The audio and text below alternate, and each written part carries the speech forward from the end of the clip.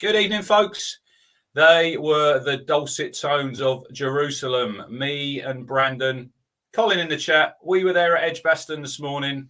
We might have only seen 90 minutes, but it was entertainment aplenty and another victory for England. So 4 out of 4 for Ben Stokes.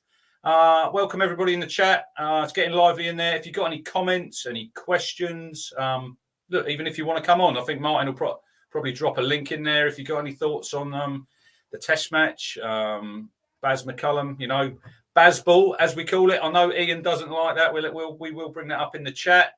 But if you are watching on YouTube, please hit the like button. Anyone new here, please do subscribe as well. And as always, like I do say, we've got a Twitter page at One Talking Cricket, getting up to 250 followers on there. So if you like your cricket and you want to get involved, give that a follow. If you want to get involved in the show, come on. You want to be a contributor, just drop us a DM. We'd like to have some new faces on. You don't want to keep looking at Brandon's miserable face. Well, he's happy today because he's been to Warwickshire. He's been to the home of Chris Wokes, and he might have had his picture taken with him. There's a little line up there where you could sit down next to Chris Wokes. So we will. There he is. Did you have any pictures with Chris Wokes today? None that can be shown on YouTube, mate. None that can be shown on YouTube. They're too graphic. Anyway, we've also got Rob, who's just got back from his selection, and we've got Ian, whose son has been playing 2020 cricket. I don't know the result. Did they win? No, I came away. I mean, I've literally sort of came in and then logged on. They needed 6 to win, and the clown got out to a right pie chucker at long off. So I don't know, because I had to get in the studio for this. Well, find out. Looked like they were going to win. There was about 5 overs. Find out. Well, it should have been a victory then. Needless shot. I'll tell him later. There you go. But are we all well? I know you're carrying an injury in. Yes, it's just as well. It's probably the umpires panel of the league have already been on the phone. It might. It's quite a bad an Achilles calf type thing. That's what you get if you bowl 15 overs 1 week. Is this a season-ended injury, or will you be back on the field before the end of the season? There's probably people in my team that hope it will. No, I don't know, to be honest, but I'm going to give it. Terrible. What about you, Rob? Back in the saddle. Brandon's been looking how you got on. How many runs did he get? Yeah, I've had a few weeks off. Back in the Park Leagues, played in Division 7. Got a few, and then pitch wasn't the best. Then unfortunately, I tried to play one through mid wicket, got caught at cover. Off we walk. But good to be back. Did you just get the left foot down the wicket and just mow it over cow? Mate, it was bouncing past your nipples. It wasn't a front foot deck. Yeah, maybe. What about you, Brandon? Any runs at the weekend? No. Well, I was apparently 28 for free, say Ipswich, and with some other abusive language sent. Not walking. Not walking again. Well, at the end of the day, I got a massive send off. I got told where the clubhouse was, and we won by 8 wickets with 10 overs left. So did you do any to Coley, like Coley, Johnny Bairstow? No, not quite. Well, the guy who gave me the big send-off ended up kicking the stumps over because he went for 31 off 2 overs for us to clinch the win. He kicked the stumps over, and I gave him a smile when he put the stumps back in the scorer's hutch. Kicking the stumps over? What sort of cricket are they playing down there, Ian?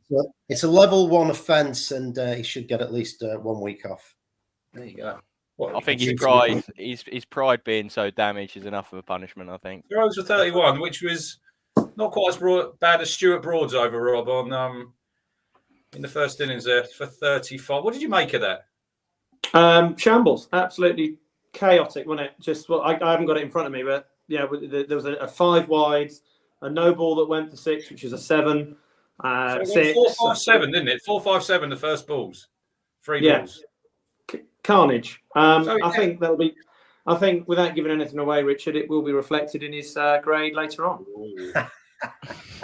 Well, it does show, Ian, that even someone with Stuart Broad's experience can absolutely lose the plot.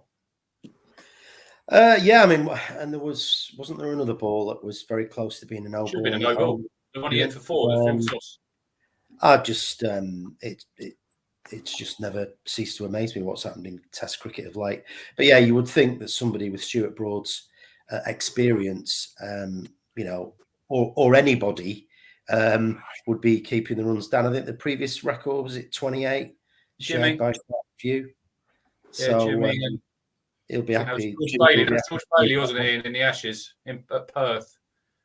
I would say that given Stuart Broad and Anderson's strengths and their record for England, I wouldn't be asking them to be doing the short stuff to the tail, which I think we worked out in the second innings, to be fair. So why don't you just them 3 little bits Pitch of wood?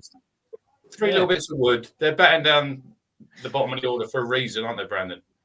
Exactly, and as I said, the bouncer worked in the second innings, but Ben Stokes, when he's fit, is one of the better sort of short. I told you, Ian, that Ben Stokes wouldn't bowl much more, didn't I?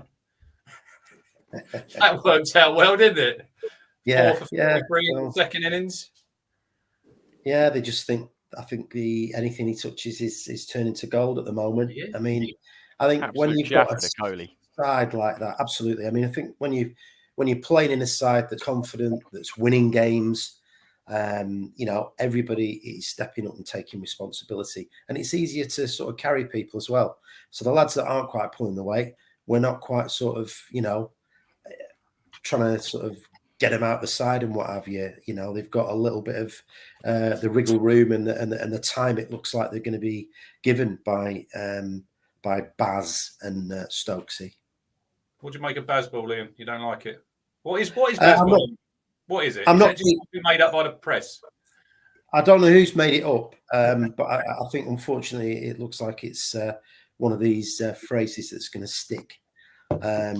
Portmanteau word. I listen. I don't like it, but hey, I'm an old fart, so what does it matter what I think? But you don't like the name for it, or Bazball? No, yeah, the actual term itself. Okay. The brand of cricket. I think even I, as a traditionalist, would suggest that it's quite entertaining. But no, in all seriousness, no, it's the gimmicky phrase thing is churlish. But hey, if some people like it, super. They're looking for a little headline, aren't they, Brandon? Really, you know, McCullum. Yeah, good advertising, isn't it? Good advertising. But yeah, back to Friday. I actually went to the first day. So Stokes obviously won the toss, popped him into bat, 98 for 5. Brandon, all was looking good. I thought 150 all out here, and then welcome Rishabh Pant and Jadeja. So what did you make to that? 2 players, I think, in world cricket that would fit into this Bazball England side perfectly.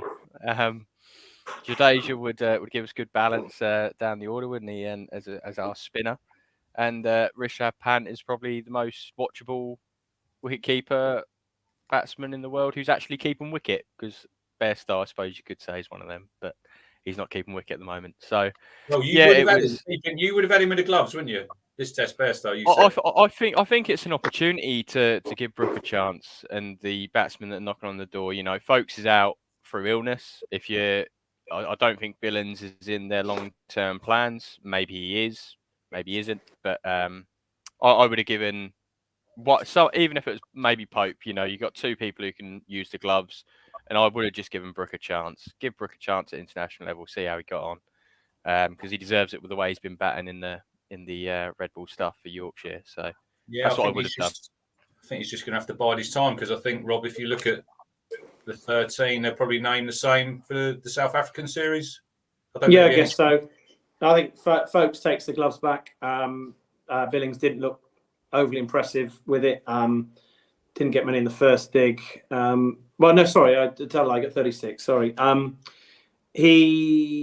think that's an absolute given. I think that'll go through. So same squad as we've seen. Leach really seems like he wants to, you know, Stokes gets a tune out of Leach, doesn't he? And Broad and Anderson, look back. Root didn't pick whether or not it was him or not, but Root didn't have Anderson and Broad, did he? And he didn't rate Leach at all. But Stokes is getting a tune out of those 3, isn't he? And they've been awesome. And then you get our favourite pick Potts off the top of the Div 2 averages, and you've got a decent attack there, haven't you? Trevor's comment there, Rob, about if the quick bowlers are injured, Potts probably wouldn't have got a game, would he, this summer? Because if you got Archie, you got Wood, Stone, your man Wokes, Wokesy. you know. So, but he's come in, Potts, and he's literally grabbed the ball by the horns. I know he got a bit of tap in the first innings. He went 2 for 105, but I think I said last week on the show, I think he looks fit. He looks like he could just keep running in. You give him the ball, he'll keep running in. He's got a massive heart, I think, and he got a couple of crucial wickets yesterday morning with a couple of short balls. So he stays in for me, doesn't he, Potts? He's taken that opportunity that he's been given. Who wants to answer? Anyone? Go on in. Yeah, he stays in. I mean, it's going to be very, very difficult to change that side, isn't it? I think so. We did say last week we've got Sam Curran in there somewhere. Not at the minute. I know where. I think I know where I'd maybe if we're looking at a 3 test series, aren't we, against South Africa? So there might be an opportunity that comes up. But yeah, it's hard to fit him in at the moment, but I think I might know where it might come from. Where would you get him in? Well, drinks. No, not quite. I wouldn't be surprised if we maybe rested one of Broad or Anderson based off in the 3-match series. But if I was picking based off form, I'd like to see. I know Sam Curran got Compton out, didn't he, for Kent a couple of times? I think in the match that they just had cheaply. You know, Broad hasn't bowled great this Test match. He got what did he get? He got 1 wicket in the first innings, which was Shami. And then in the second innings, he got Pujara with an absolute rank short wide one that should have been hit for 4. He could have hit it for 4 in front of point. He could have hit it for 4 behind point. He decided to put it down Point's throat. And then he got Vihari, and Vihari looks like he shouldn't be anywhere near this India squad, does he? What is he doing batting 3, Rob? Vihari? He's got a good beard, so there's got a lot to be said for that. He has got a good beard. And he did do one really good stop at point today. Oh, yesterday. Yeah, apart from that, who are they waiting on? Who's missed out? Sharma. Rahul. Yeah, he's not Pujara playing. would normally be playing, so moving down. 3, wouldn't he? Yeah. But I thought when he's walking in, I thought, here we go. Bit of a walking wicket. Yeah. Him and Kohli both walking wickets, aren't they? We'll get to him. soon. But yeah, Stuart Broad, he's got this summer, Brandon, 15 wickets at 38. So I did say on last week's show that he's a little bit on the decline for me. Just a little bit. Yeah, and I think it's got to the point with Potts bowling so well, and obviously Jimmy being Jimmy whenever he's played, I would give Potts the new ball at this point. I think the way Potts has bowled, especially to right-handers, I know he got some tap from Pant, but who didn't in that first innings? I suppose Anderson. But I think that's probably the first time he's ever bowled at Pant, isn't it? He's never come up against him before. Yeah. And I can't remember other than, I suppose, was Blundell left-handed? No, he's right. He's right-handed. He was right-handed. Who was left-handed for New Zealand? They didn't really have a decent left-hander. They had Conway, didn't they? Well, Conway and Latham. Great series. Yeah, they both didn't really have great series, did they? So it's his first time really getting a good dig at a decent left-hand bat in form, which Pant is, and Pant was playing good balls for 4, wasn't he? He was playing cut shots off like top of a 4th stump line, and sometimes you just got to take your hat off and think he's got the better of me today, and Potts will learn from that, I think. I would have liked him to go around the wicket to Pant a bit more. He was sort of bowling a bit samey over the wicket stuff with angling across him. But sometimes I think you just have to tip your hat to the opposition and say, listen, we're in trouble here. Look, Jadeja, 104, Pant, 146. I want to talk. Just getting back to that, it's not just, this is the whole game. Now, we were there today, Brandon, and what did we play? 20 overs. I'll ask you, what is going on with these balls? You know, because it seems, I know they get where they've got to put it through and it fits, but surely to me, just is it massively out of shape, that ball? I don't think it's massively out of shape, but I think the worry is that they are going out of shape. They're going softer, quicker. We've had this we've seen this in league cricket, in the Northern League and Palace Shield that we play in. But playing it in county cricket, talking to one or two county players, they were saying that there's definitely, whether it's a bad batch or it's different manufacturing processes, given the problems of COVID and what have you, and whether or not manufacturers are cutting corners. It's difficult to say, but certainly I've never seen as much changing of the ball and pushing them through gauges and all this kind of thing.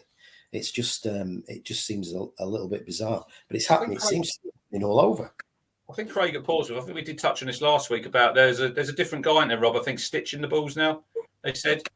And they're not stitched tightly enough, apparently. More moisture getting in, isn't it? And then... I think Craig makes the comment there in the chat that the balls aren't necessarily stitched tightly enough. I'm no expert. I'm not your man on this, but it does sound like what Ian says. It does seem like it's an issue where they're not quite right and they keep chucking them back. Isn't it funny though, with all the technology we've got, you've got Snicko and you've got ball tracking and all that, but if the ball's out of place, you use 2 metal rings. So there we go. I've got some stats here. So 2017 to 21, overs 1 to 30. This is average runs per wicket. So 29.2, 17 to 21, 29.3 this year. Overs 31 to 80, 17 to 21 was averaging 30.8. 2022 is 58.2. So is that something to do with the balls? That new ball, yeah. As soon as they go soft, is it easier, Ian? Well, it's harder to. It's if it's harder to shine and it's harder to sort of get any bite out of the wicket if the seam has flattened and it's gone soft. Maybe that's an issue, but equally it's you could argue that it's more difficult to get a soft ball to the boundary. Hard balls will ping off the middle of a bat much better. So I don't know. I mean, whether it's the balls, it could be a factor. Or whether it's just the obviously with the advent of white ball cricket of 2020, everything that's added that to this sort of athleticism in the field. But certainly they're batting like it's one day cricket, and it's finally, it seems to be happening. I mean, once upon a time, they'd been lucky to, with such a massive total, they'd been lucky to just dig it out for a draw. Yeah.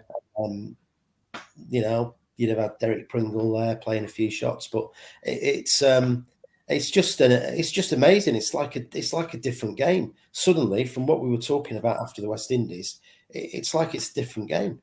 But run rates have increased, and I think that's due to the advent of white ball slap and tickle. 5 weeks, Ian. This has been 5 weeks, 4 tests, 4 wins. We were sitting there after the West Indies like, another defeat, where are we going to go? Then McCullum comes in, and you think, is it just McCullum? Is that the key, Brandon? He's come in and he's taken away all the noise, and he said, just go out there, just clear your mind and just play. Yeah, exactly that. I think we still have to appreciate, I think, the ability that Joe Root has shown for the last 18 months now. Having someone so dependable with the bat means that you're only looking for 100 runs less per innings than what we'd be looking at, because you just know he's going to get a score at some point, whether it be first innings or second innings. And it's just been players finding their feet, and I suppose McCullum's given them the license to go and play the way that they should be playing in terms of their abilities. Like Johnny Bairstow is just playing the way that we love watching him in one day cricket, isn't he? He's playing shots with absolute confidence. Like when I was turning up to the ground today at 10 a.m, he was having a net, and he wasn't blocking any back to the person who was using the sidearm, chucking them down at him. I'll put it that way. But yeah, he's just given everyone a license, hasn't he? Even Lees. I mean, you look at how Lees batted over at the West Indies, and then you look at him the way that he batted yesterday. It's night and day, isn't it? Lees looked quality yesterday. He just playing shots, I confidence. was yesterday afternoon, and I think it was second ball in the innings, and he just comes strolling down the wicket and tries to mow one through mid wicket, and I'm thinking, here we go. Try to mow, yeah.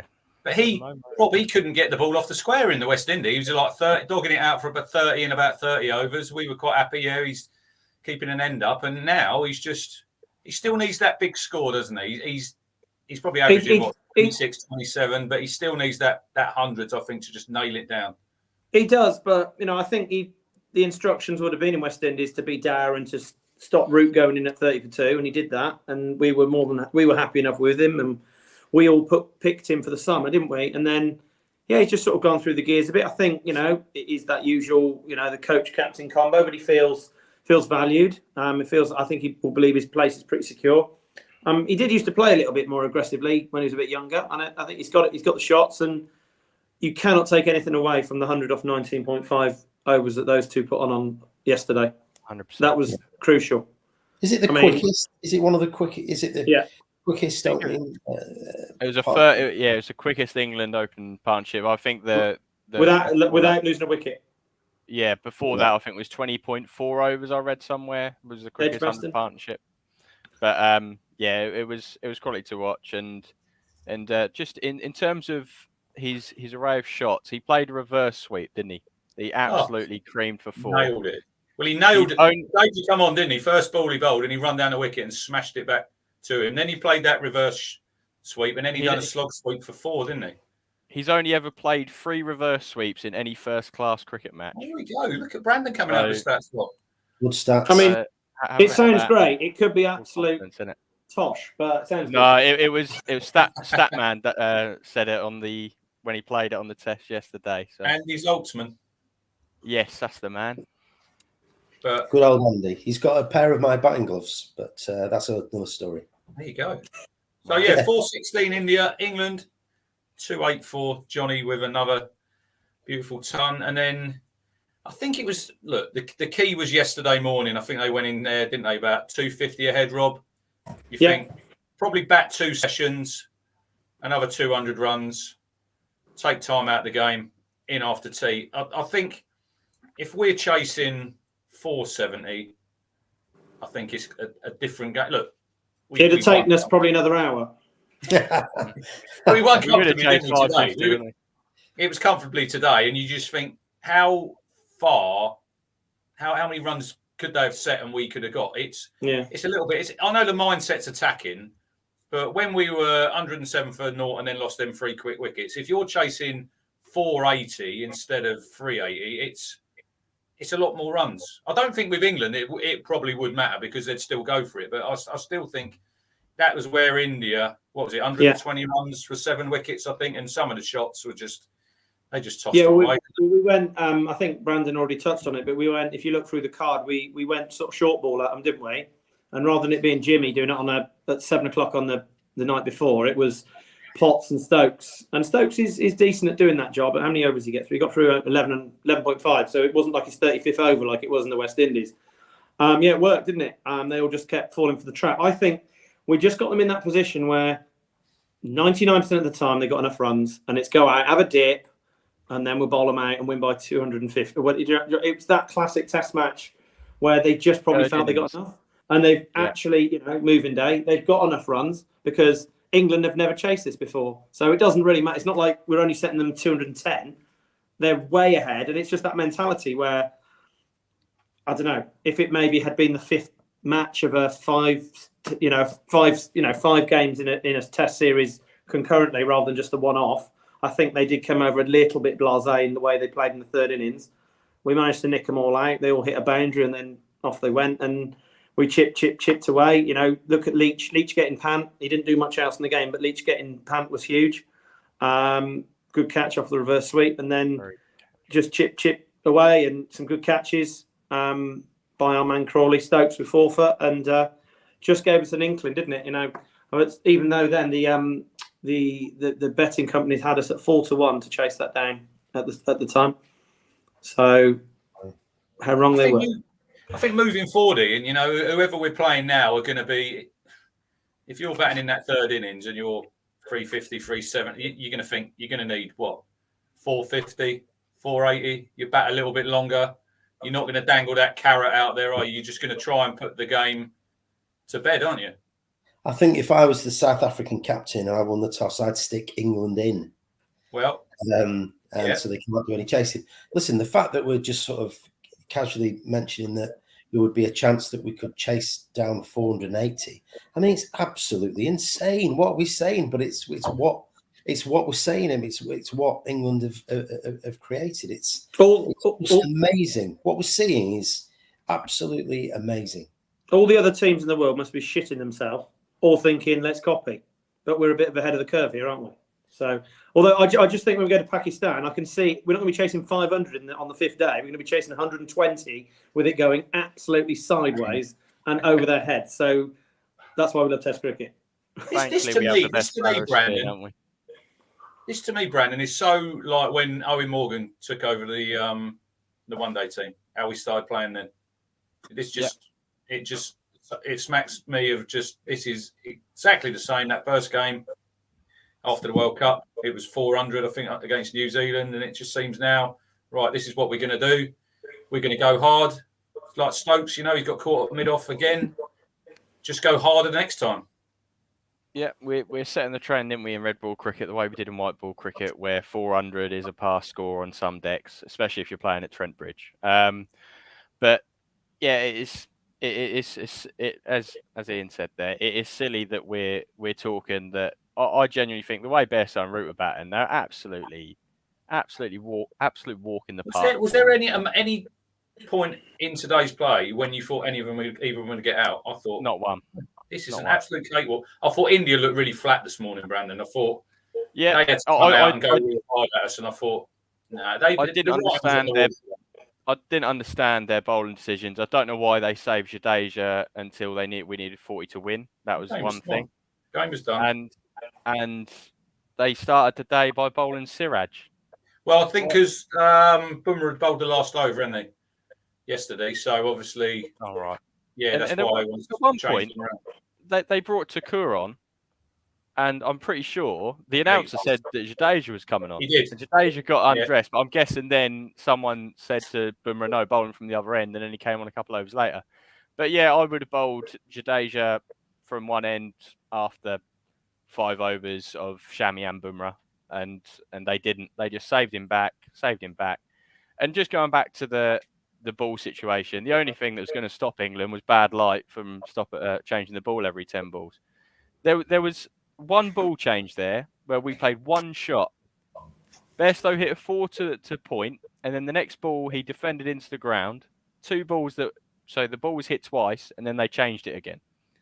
So it's now become the fact where we complain about. Oh, he's gone. Oh, he's gone. He dropped out. It was just Rich. Just as he was talking a lot of balls. Hopefully, he'll come back in a minute. I was just going to say about the balls, Ian. The scoring rate now, it just takes out the new ball. Takes out that second new ball. Yeah, I mean it's just unbelievable. I mean, there's plenty of notes in the chat there about chasing down 275. I mean, even the 3 chases that we had against New Zealand were all in the top 10, I think, or certainly up there. And now this, I mean, it's just remarkable. But you're right. You're taking the new ball out of the equation. It's just unbelievable.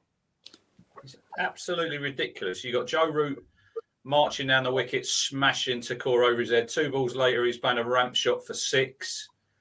You just think he finished it nicely, didn't he? A couple of reverses. Reverse sweep. You think that's quite sort of how we've played, isn't it? Really, he finished it like that. Is Brandon coming back? I don't know where he's gone. But where should we go? Should we do some player ratings? Let's do that, mate. Go on then, Rob. Kick us off. Well, how do you want to play it, mate? Because normally one of us goes all the way down. Or should we do a player? Should we do a player and then all do them at the same time so people don't? Yeah, we can. Yeah, we can change it up a little bit.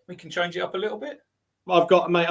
I've got something coming up. I'll tell you. Well, I can't tell you. Anyway, right, Lees didn't get going in the first dig, nor did many. A brilliant 56, like you said, down the wicket early on. It wasn't a risky shot. We talk about this. Walking down the wicket is not a big deal. It's just changing an angle. Brandon is actually back. I don't know where Martin is, so unless Martin's watching the show, Brandon cannot be let back in. So he got a 56, absolutely brilliant. The tempo was amazing. 100 off 19.5. Reverse sweep down the ground, hitting him. Looked really good. I've gone 7 for Lees. Ian?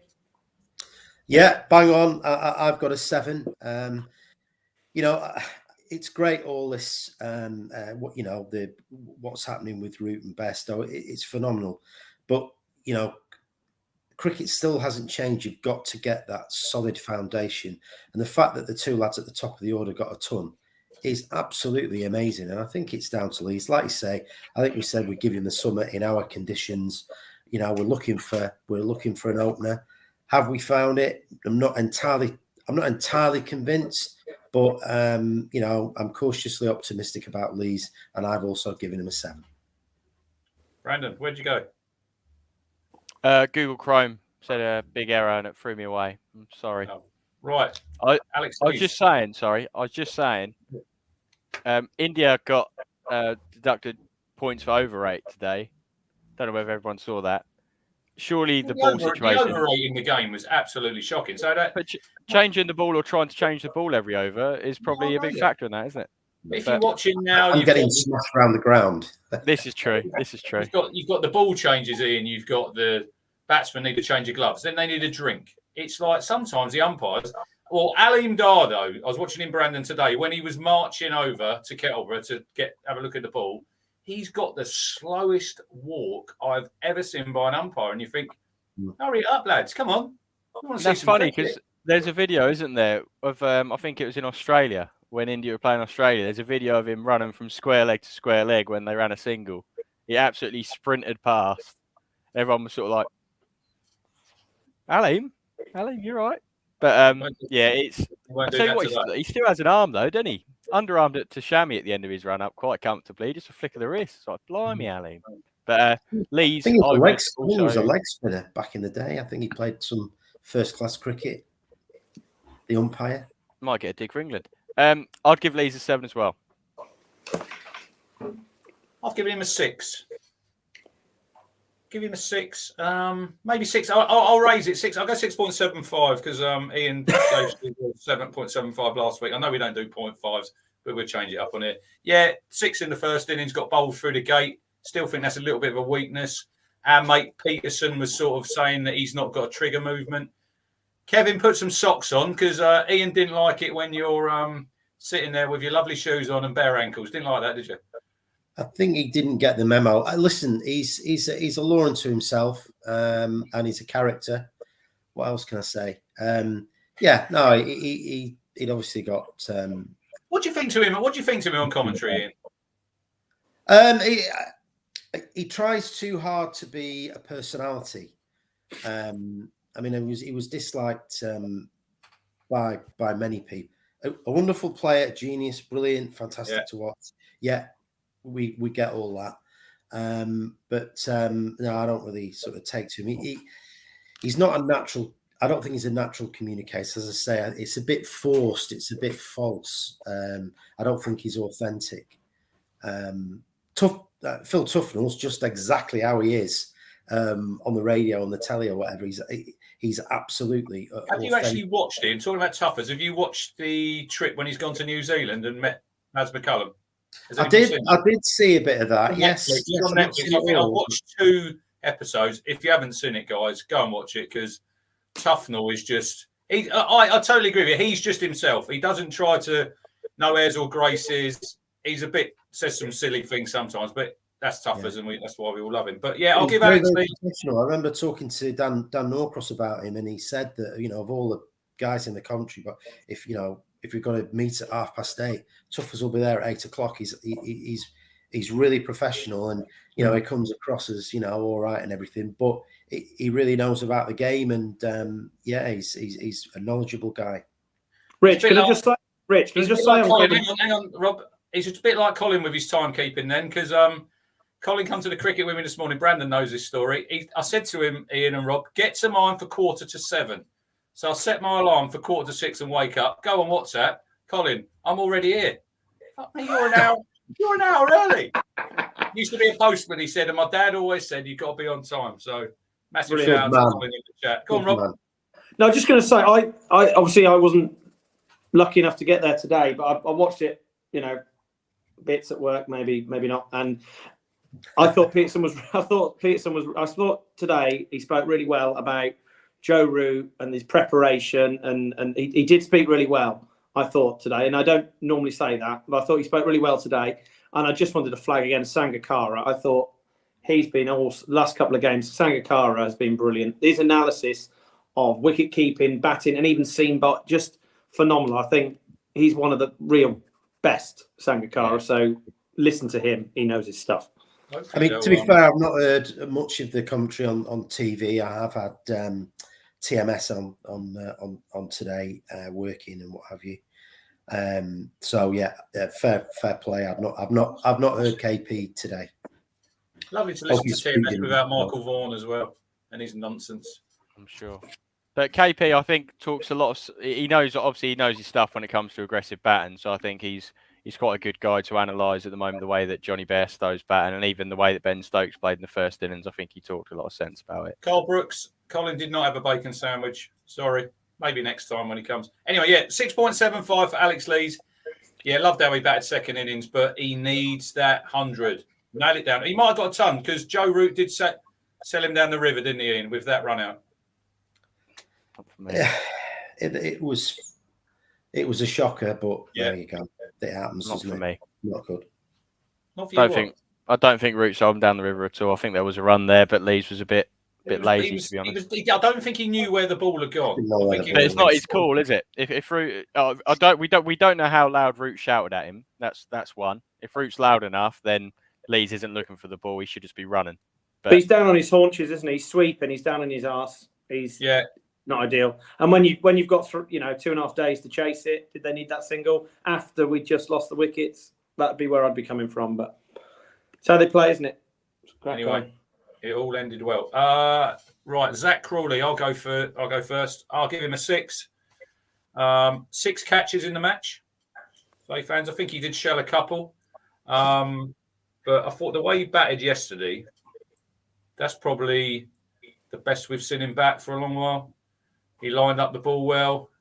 Look, some of these drives, you're watching it. It is just sublime, and you think, there is definitely a player in there, and I think he'll continue to frustrate us, I think, because you'll get flashes like this and you think he looks $1 million and then he'll nick off like he did in the first innings there. So he stays in for South Africa. I think he'll get the whole series. I can't see them changing it now.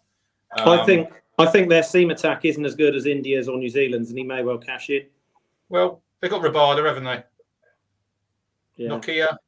So they've also got Simon Harmer, so it'll be interesting to see how we get on against him. But yeah, I'll give Zach Crawley a 6, and he gets the whole summer. Brandon, what about you?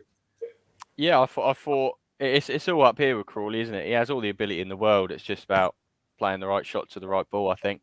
I am about to put him in the same sentence as Sachin. Please do not take anything from that. But there was an interview I watched from Tendulkar who got out driving, I think, 3 times in a row. And he went over to Australia and he said, I'm not going to play any drives through cover. Yeah, see that. Do it. I remember that. And he get 200. Yes, he did. And it reminded me of that because I think for so long in Alex Lee's second innings there, he thought, I've got out playing these big booming drives. I'm not gonna touch it. I'm gonna wait for them to bowl my legs, which I haven't got out to. I'm gonna flick off my legs for some runs. I'm gonna get myself in.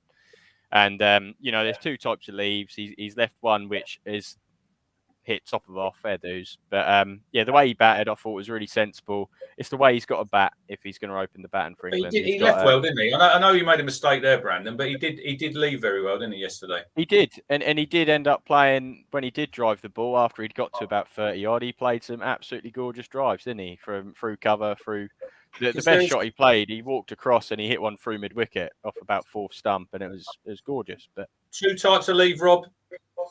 Good leave and a bad leave. So Zach Crawley, bad leave. Alex Lees, 4th ball of the innings, a good leave when it literally coat of varnish. So fine margins, mate. That's why we love it. Margins. So Zach Crawley, give a 6. I give a 6. 6s. Ian. Yeah, I've got a 6 as well. I mean, it's funny really because the lad had come in from work. He'd actually been coaching somewhere, and I'd said, "Oh, Crawley's doing okay. He's been leaving the ball really well." And then, of course, he left that one, and his bails were on the floor. So I just yes, it was not a good call. But I think our frustration that we had with Australia and then going into the Windies is that a lot of these lads have clearly, as we said, got a tremendous amount of ability, and whether it's confidence or mindset or being mentored or just having the confidence and the freedom. I mean, it's great in a winning side, any winning side. It can be football, it can be whichever side. And my lads cricket team, they've won 11 out of 11 in the league. Last year, they couldn't win a game. They got relegated. And everybody sort of goes hiding. This year, like England, everybody's coming to the party. They're taking responsibility. They're chipping in. You know, fearless cricket is what they're talking about. It's easier to do, and it's easy to carry players who aren't quite good enough if you're in a really good side that's playing really well. But yeah, I mean, they've said that Crawley's going to get time. He's obviously got some ability, but it's just about decision making, which is something I think he can work through with the coaches. There's enough of them. See, this goes nicely into Ollie Pope, because I think it's right. You've got the top 3 there, Ian. At the minute, they've done well, sort of now and again, haven't they? But they're not consistently putting them scores together. But like you say, when you're a winning team, you can carry these players. So this is why I think, obviously, Pope, I've given him a 2 for this test. He got 10 and he got a duck. What I did like is the helmet cam. Love the helmet cam. Point for me as well. Yeah. So he might get a 3 for wearing that. But I think with him, he's going to continue to frustrate. You know, he keeps nicking off. And I think he's got a weakness there. But I do agree with you, Brandon. Maybe the South Africa series, he might fill his boots there. You know, later on in the summer, the pitches will be a bit sort of, well, I think there'll be decent wickets if he can get in like he did at Trent Bridge. I think there's definitely runs. So I will give Ollie Pope a 2. What do you give him, Ian? 3. Helmet cam. Not based on any photographic equipment attached to headwear. He frustrates me so much. They're obviously going to give him a chance. I think they can give him a chance. You might be right about South Africa, but I think if anybody is under the microscope, I think it's Pope. And I think that first test is going to be very important for him. He needs a score. I know he's had a couple of scores against New Zealand, and he's hanging in there. I don't dislike the lad, but I think this first test against South Africa, if he's selected, I think they'll be looking for him to get a score. I can't see there being any changes in the batting order for the whole series, unless someone has an absolute nightmare. I think they'll pick the same top 6 and the wicket. I think the only issue that might change the side is injuries and possibly fatigue with your Broads and Andersons, being the age that they are. Jimmy doesn't seem to play all of the tests, does he? So it's an opportunity for somebody else. But yeah. You weren't here last week, Ian. So on Jimmy Anderson, I said last week, for me, we're off to Pakistan in the winter. Jimmy turns 40, I think, at the end of the month. I would be saying to James Anderson, have the winter off, go away, rest up. I want you ready for the Ashes next summer. He might not like that. He might not like that. He might not do. And I think if the age that he is, if he wants to carry on playing, I would think that he would want to play as many tests as he possibly can. I think the only issue with that is that obviously he was that what he was told, perhaps not in those words when he was left out for the Windies, and it didn't seem to be a popular idea. It's an easier decision to make with a winning side that's playing this attractive brand of cricket. I don't know. Possibly they'll do that, but I think in Pakistan they're probably going to pick 3 spinners. You're only going to probably need an opening bowler, and Stokes could do the new ball job, and then spin takes over for probably the whole day. Possibly, but I think, as we've said previously, if you're taking whoever the seamers are going to be, to have Jimmy around, even if he doesn't play every game, even if he only plays one test, to have them as a sort of a mentor character, arm around the shoulders job. I'd take him. Whether he wants to go or not, I don't know. They'll be ragging square the wickets out there, won't they, Rob, in Pakistan?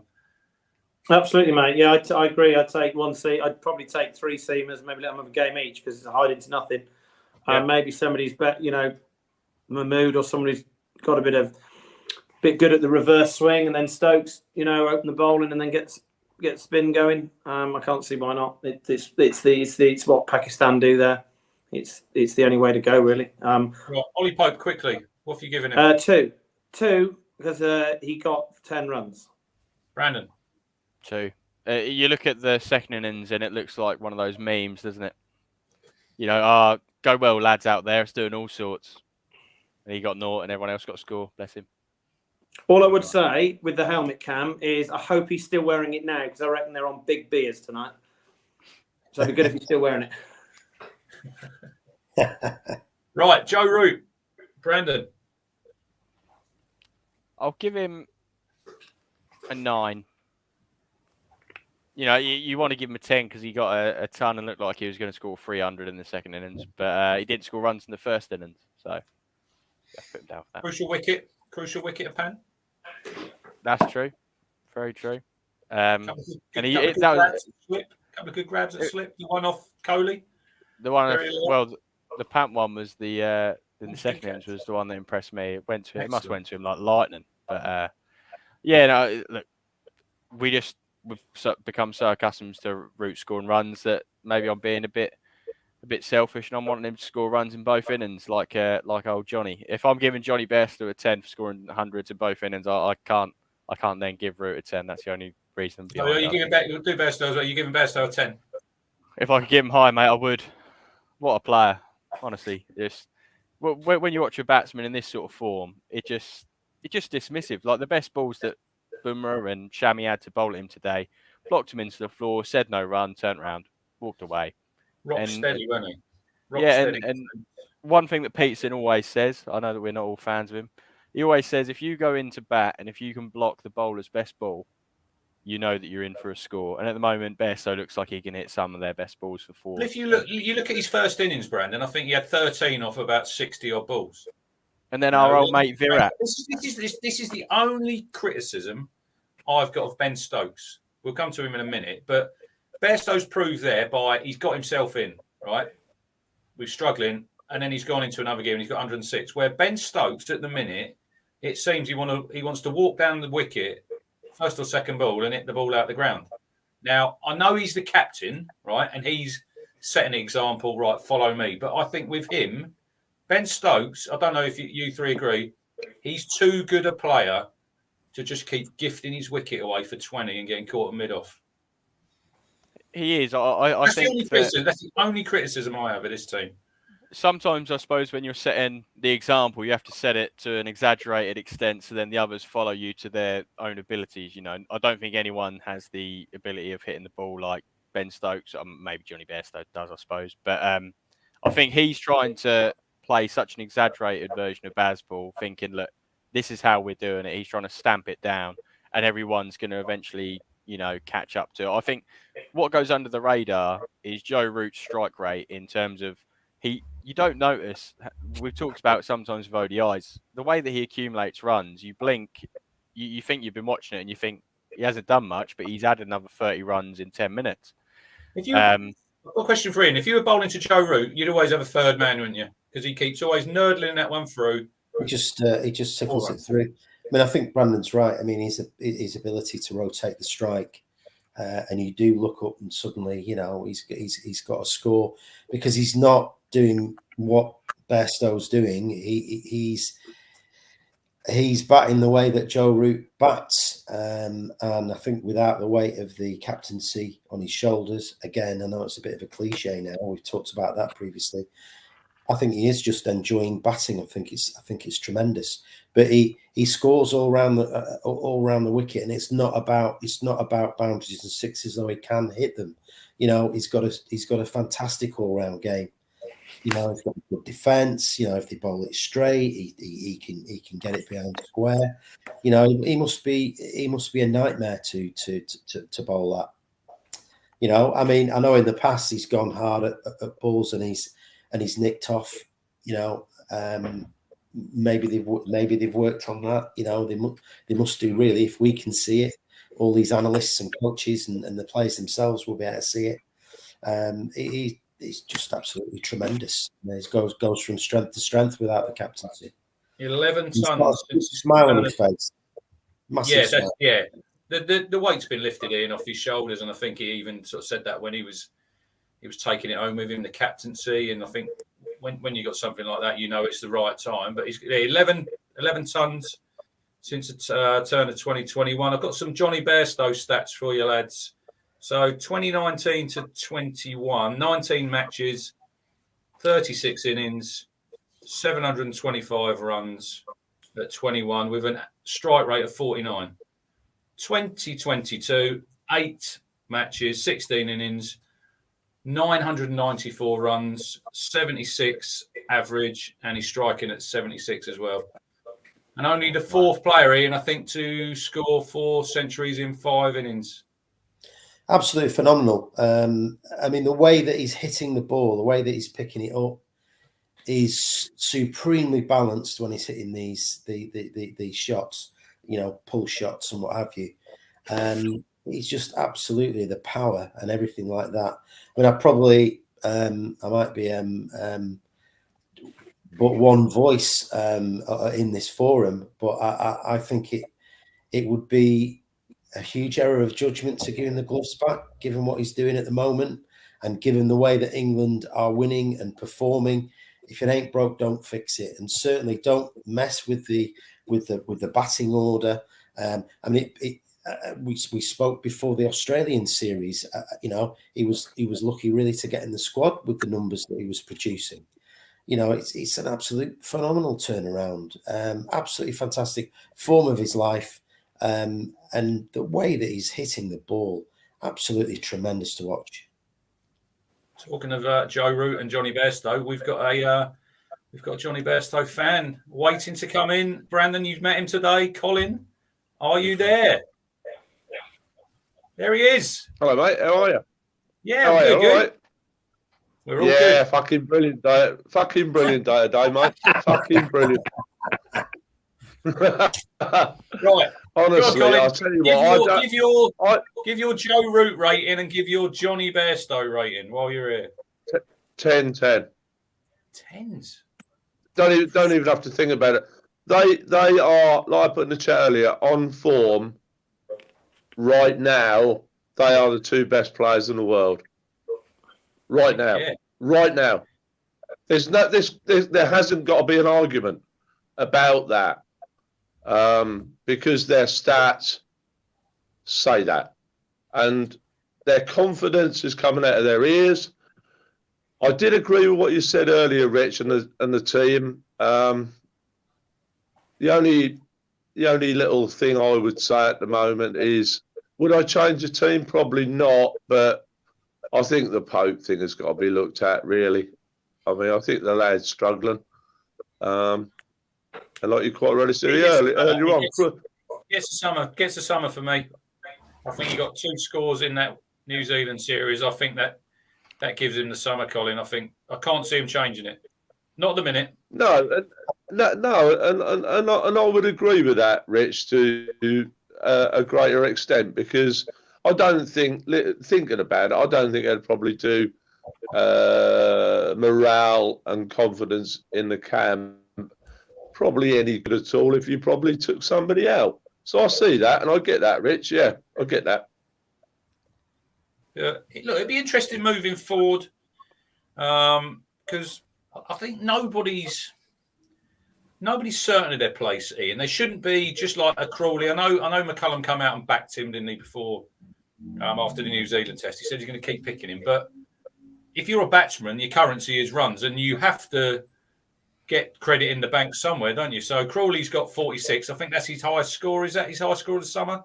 He got 40 odd against New Zealand, I think the first test at Lords. So they're probably the two at the minute who, if you were looking under the microscope, you would probably say them two, Ian, wouldn't you, if you were being really ultra critical? I think if we'd have lost the series against New Zealand and lost today, there'd be people up in arms with the fact that they're still in the side.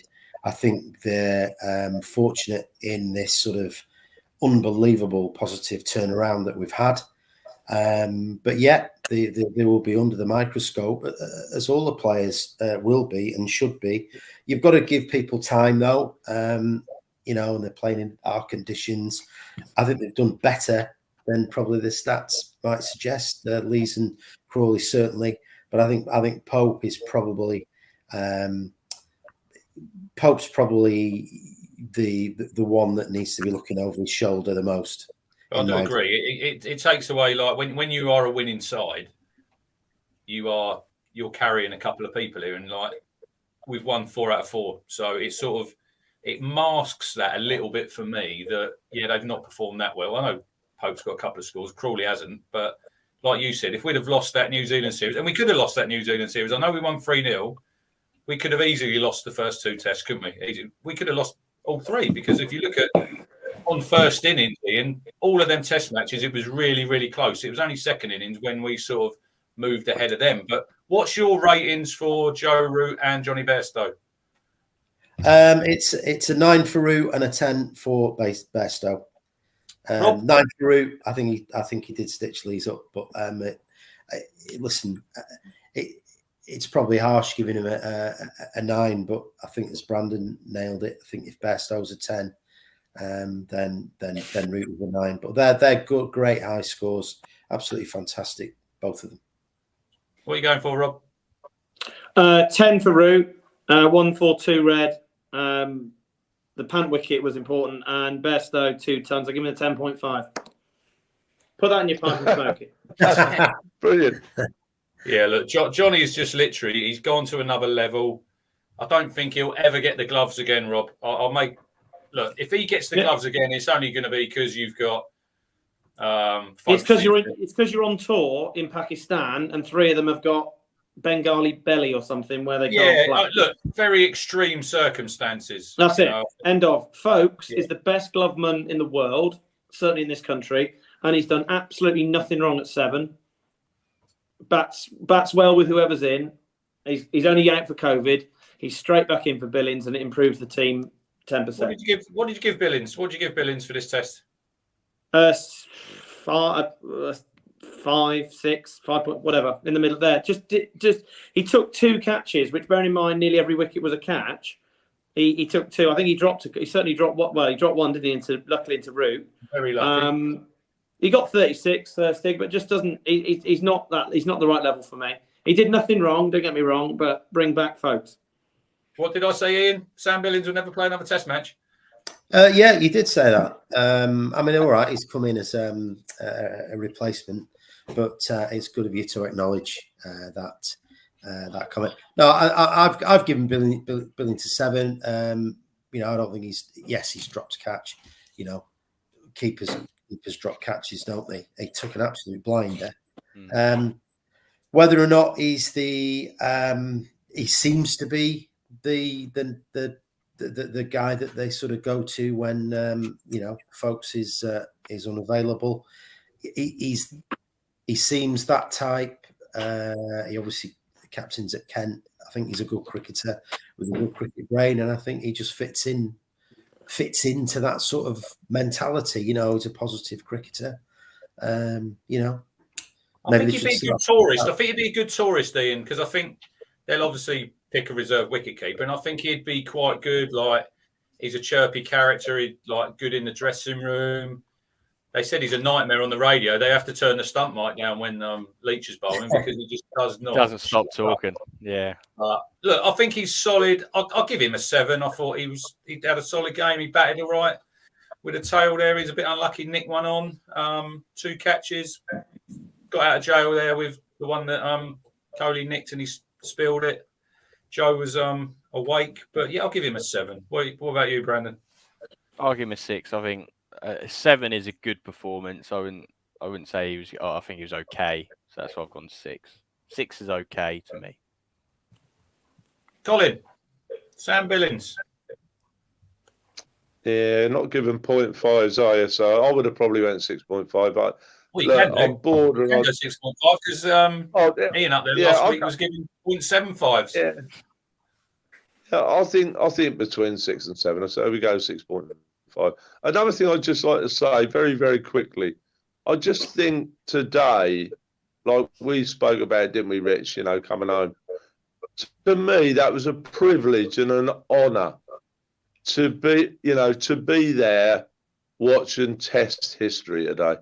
You know, it's one of those, you know, you'll be in a pub like 10 years, maybe 10 years later, and somebody say, yeah, about that game at Edgbaston. And you say, yeah, I was there, like. And I think that's just a privilege but, you know, I know we was only there for 90 minutes, 100 minutes, whatever it was. But I suppose another way to look at it is probably the best 90 minutes I've seen for a while.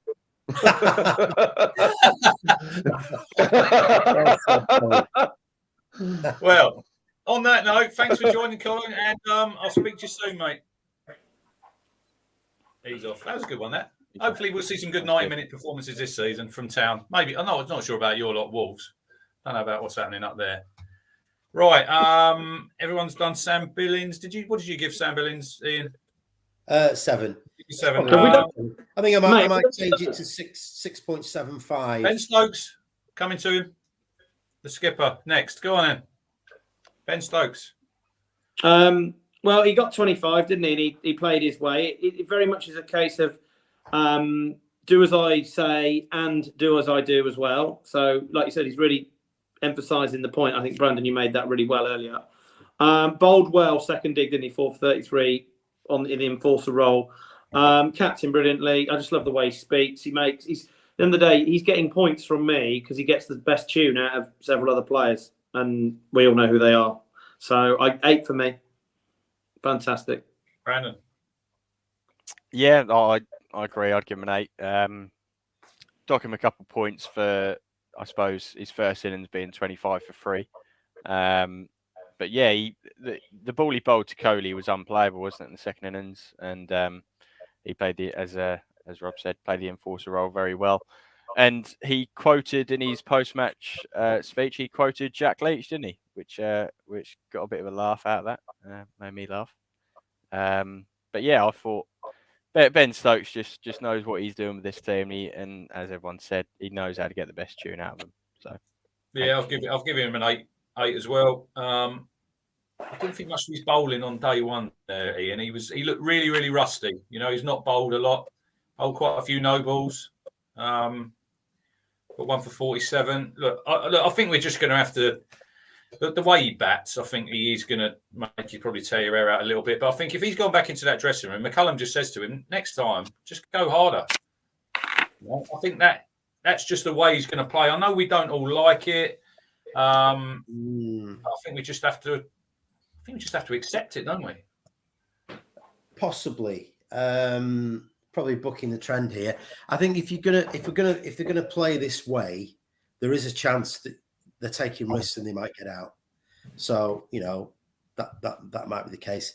As Brandon said there, and I would agree with Rob, what Rob has said.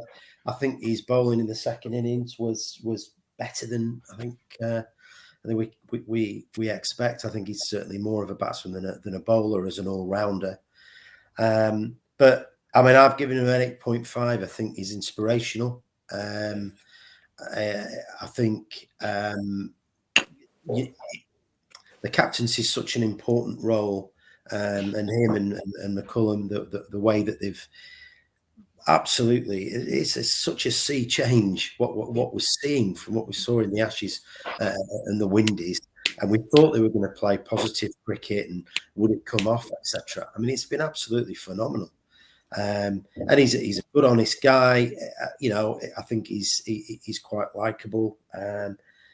I've given him an 8.5.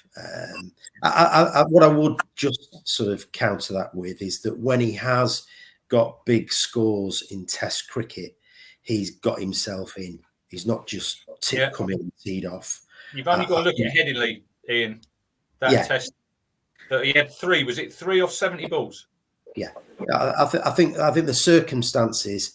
All right, come in, blast it. It's working at the moment. I think there will be circumstances, and I think certainly, yes, Lees was more proactive, etc. As we've said, but at certain times there will be occasions where you've got to play in a more traditional fashion and value your wicket more. So, as I say, I think Stokes has scored and entertained us more when he's actually got himself in. It's a question for Rob.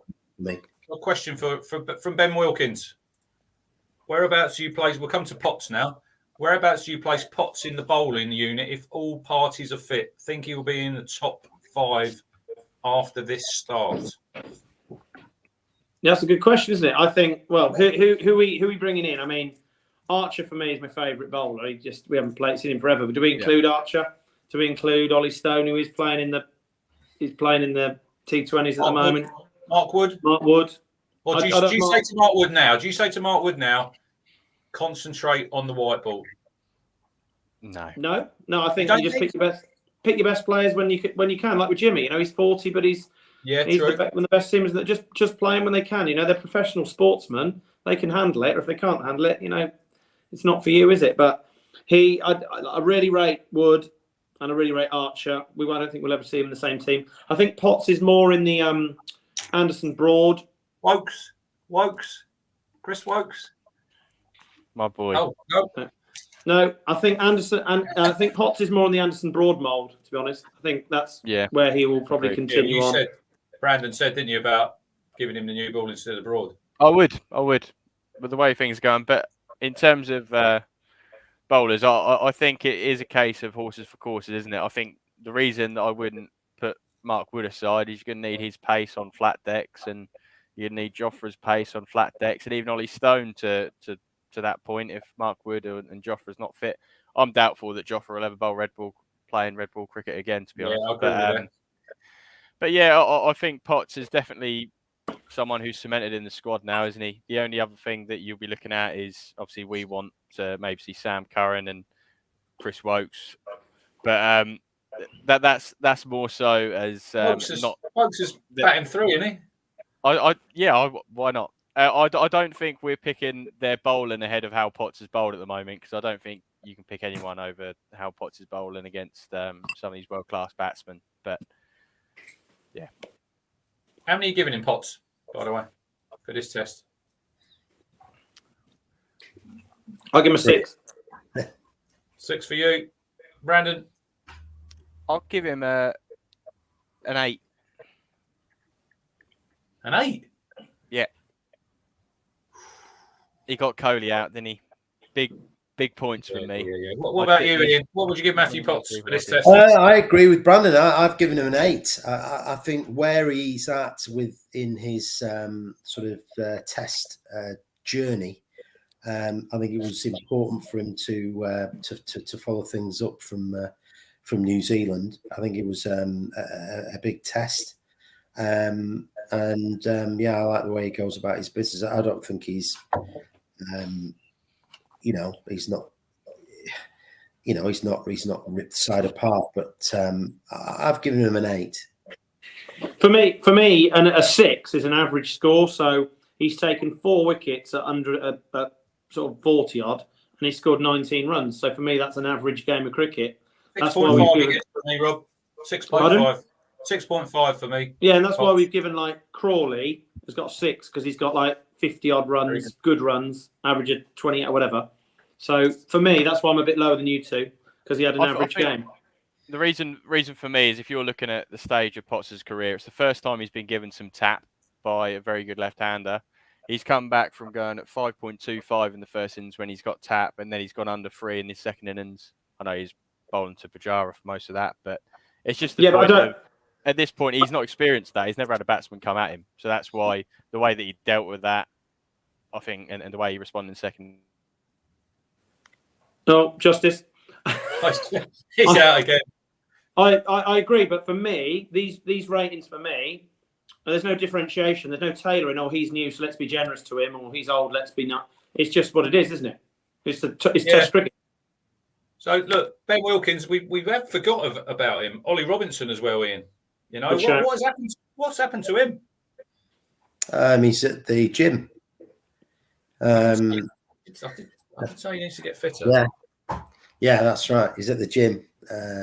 The machine he uses most is the vending machine.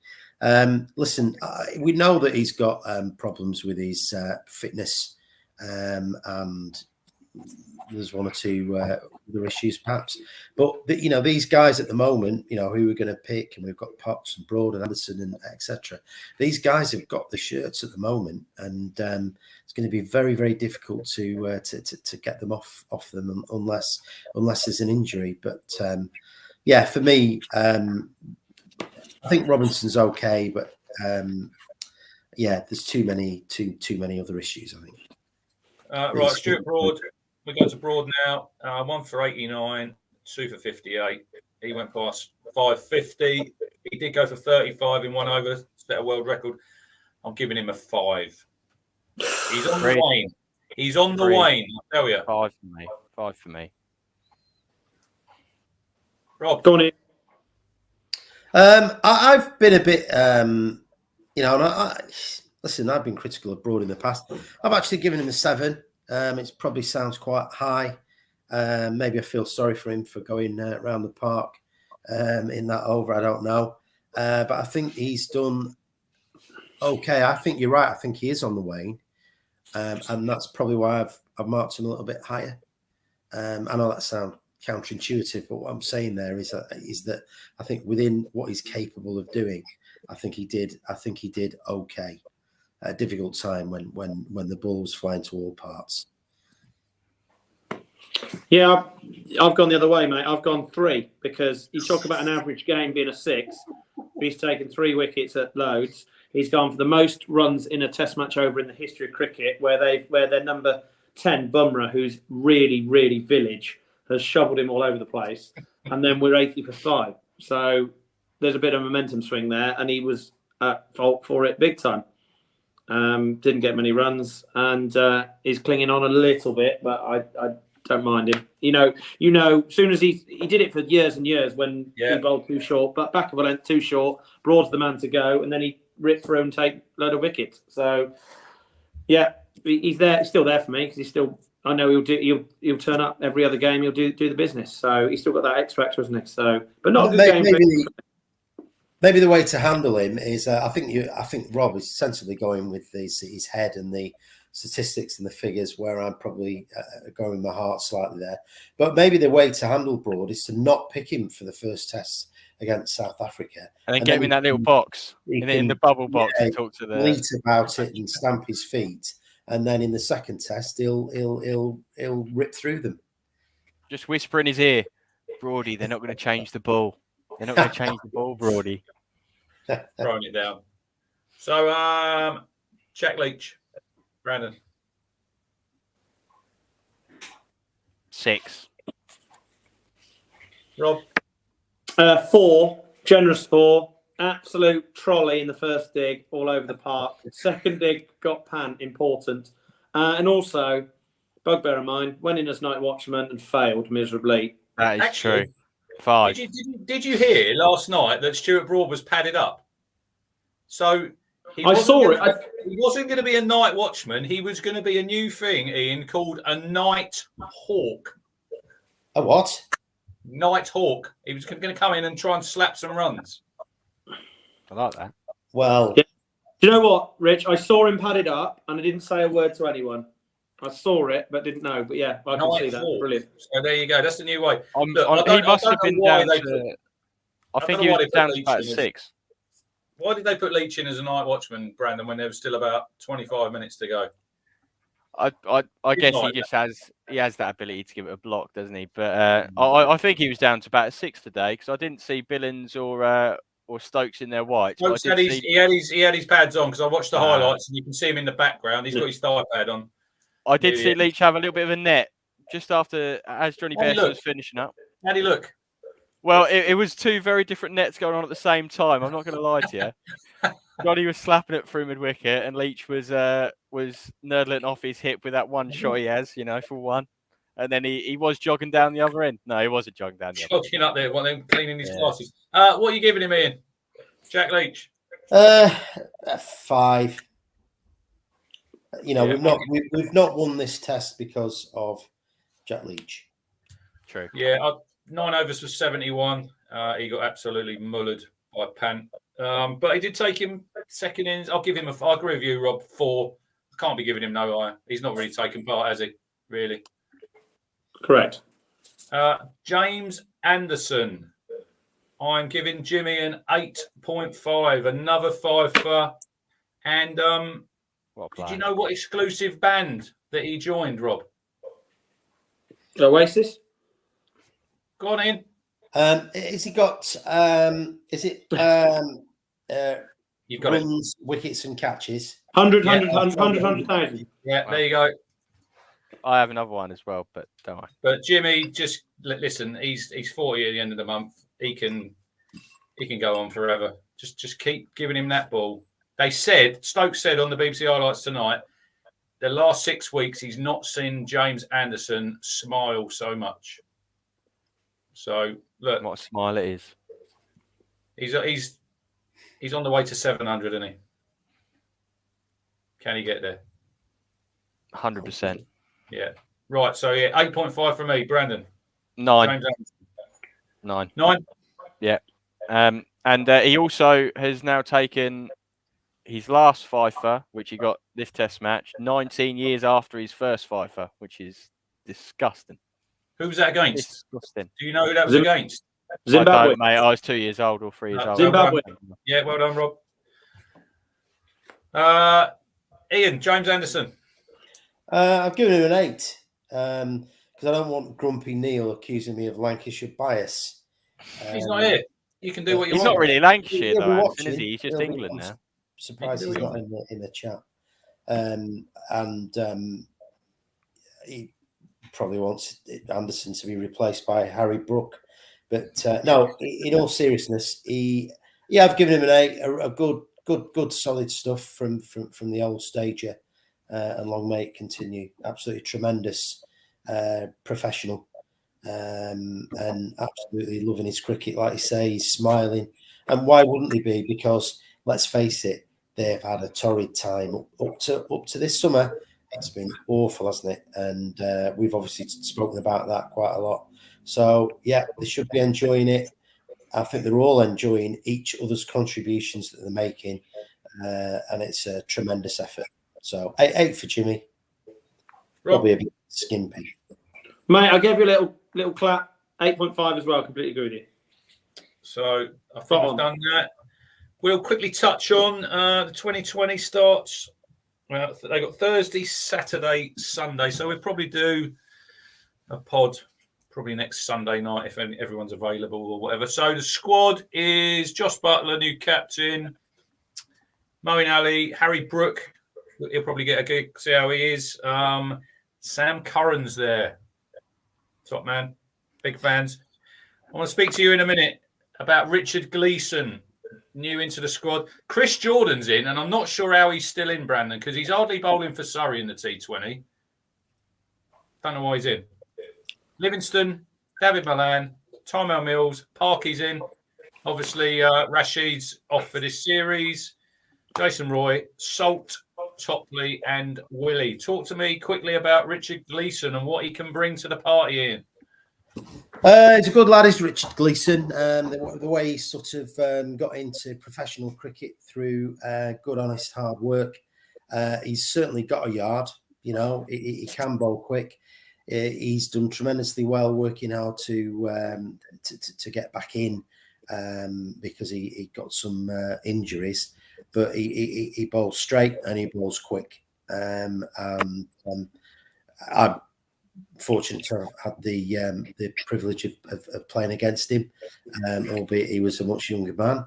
But he also coached Jez at one stage because he did work with the Lancs, what is now the Cricket Foundation, the Lancs County Cricket Board. Smashing lad, and he deserves his shot. He bowls quick and straight, simple as that. Hopefully, he goes well. Quickly on Chris Jordan, Brandon, do you think he's fortunate to still be in? Yes. That was short and sweet. What are we expecting then? What are we going? Little quick predictions. Go around the room. Rob, series prediction 2020. Is it 2 games or 3? 3. 3-0. Ian. 3-0 to who, Rob? England, mate. England. You're all going to copy me. I think it'd be 2-1 England. Brandon. 2-0. Rain will wash out one of them, I'm sure. 2-0 who to? Who do you think? I'm just going to be different, and I'm going to go 2-1 India because everyone else said England will win. Wow. And I think they're not playing the test players, Ian, and not playing in the first one. They're playing stuff. Yeah, they're playing the team who played in Ireland. Oh, right. Coley and all and them come in for the second game at Edgbaston on Saturday, and then there's. What about all the Leicester boys? Trent Bridge. Leicester? What about all their Leicester boys? What's been going on down there? They've been naughty boys because the Yorkies. No. It was the where they played a friendly, didn't they? And then half the Indian team were in the Leicester side. Oh yeah. What about Leicestershire, Ian? What's been going on there? Because they got docked some points and they missed out qualification for the quarterfinals, didn't they? Yeah, it's disappointing. It's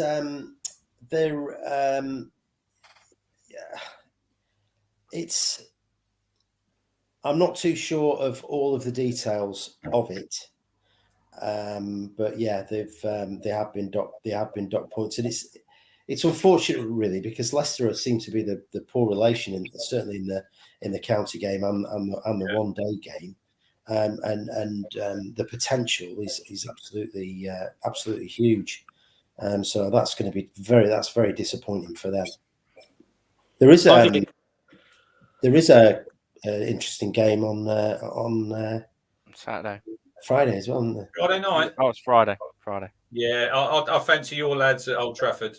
I was offered free tickets for it as well, unfortunately, but we've got our Aussie overseas who's doing half a season with us because his situation has changed. I'm picking him up from the airport on Manchester Airport on Friday, and we've got a bit of a night out planned for Friday, so I'm going to be missing that one, unfortunately. But who are you going for, Brandon? Do you think the Eagles can roll them over? I'd hope so. Harmer's always 4 overs of not many, so that's what I'm hoping might win us Not the game. shaking his head up the top there. No, I am because I back Lancashire, but then I just look at how obliterated their side is by England. True. So how many missed, Ian? 5.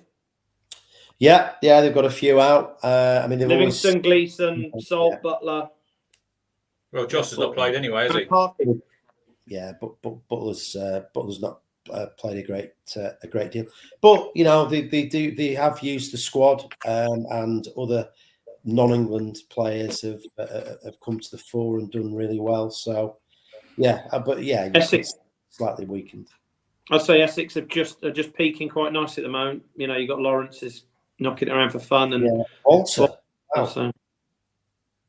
Big about Old Trafford. It won't be like Chelmsford the other night when they played Glamorgan and the boundaries are in about 10 yards as well, and it's just It's 5-6 in over, wasn't there?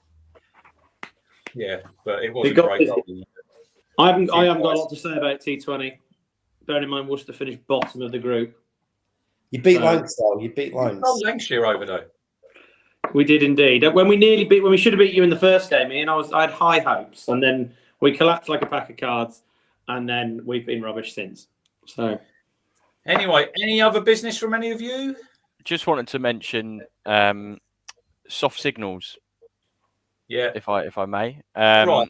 Honesty gets you nowhere, is what I was going to say. Did you think Matthew Potts was out? I thought he was the same amount out as Jadeja was, is my answer. And I agree Jadeja with was you. given not out. I think I'd like Yeah. to see some consistency. If Joe Root threw the ball in the air, would the soft signal have been out? Honesty got us nowhere. Yeah, he didn't know whether he caught it, whereas I think it was... Aya, wasn't it? but that's the thing. Aya doesn't know he's caught that. It's the exact same as Joe Root. So Aya's thrown the ball up in the air, because I'm sure Virat's in his ear going... But once the umpire's given him out, hasn't he? There's no evidence really there. It's like it's the frames, isn't it? I don't think you could. At that speed, though, the umpire goes off the player's reaction. 100%. Of course he does. He Yeah. can't be. So Joe Root throws the ball up in the air. Jadeja's out in the single figures. Yeah. Doesn't get a ton.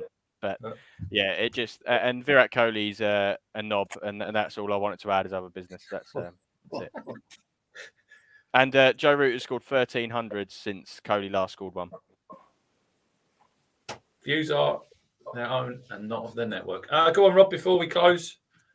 yeah, mate, just two very quickly. One, today's attendance. Bearing in mind it's sold out in just over an hour, I was disappointed to see so many empty seats there today. And that for me is two things. It's one, England fans who snapped the tickets up quickly and didn't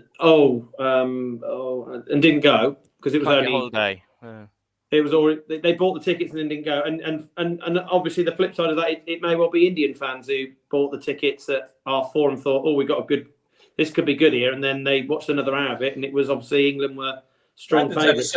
Brendan's have a 7-hour round trip to go there today. Yeah. So for me, they've got everyone's email addresses or bank accounts. For me, people who haven't, it's not just this game; it's the last couple. We've watched day 5, and there's been a lot of empty seats. So these people snapped up these tickets. If they're not attending, they need striking off and not being allowed to go to cricket. Take 20 quid per ticket and put it in the Bob Willis Foundation.